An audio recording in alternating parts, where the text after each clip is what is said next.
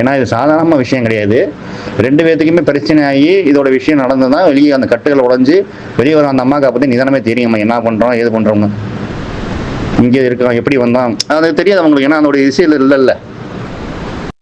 பார்த்தீங்க அப்படின்னா அது புதைக்கவே இல்லை. நீங்கள் உருவ ஏற்றிட்டு இருக்கும்போது 5 நாளில் வந்துட்டாங்க. இது 5 நாளில் பார்த்தீங்க அப்படின்னா இங்கே உருவ ஏற்றும் போது வச்சு சாம்பல் எல்லாம் எந்திரமாக எழுதி வச்சு இங்கே உரு கொடுக்கும்போது அவர் வந்துட்டார். அங்கேருந்து ஃபோன் பண்ணி அந்த அம்மா ஃபோன் பண்ணி கூப்பிட்டு வந்துட்டாங்க.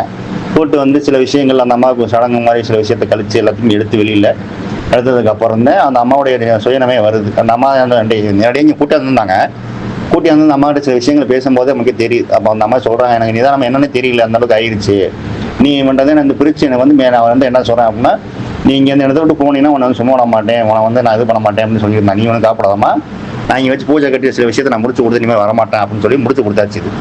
ஏன்னா பொம்மை புதைக்கிறதுக்கு முன்னாடியே வந்துட்டாங்க. விஷயம் நம்ம எல்லாத்துக்கும் பண்ணுறது இல்லை, முக்கியமான விஷயத்துக்கு மட்டும் தான் நம்ம ஜுவாலாமுகியை யூஸ் பண்ணுறது.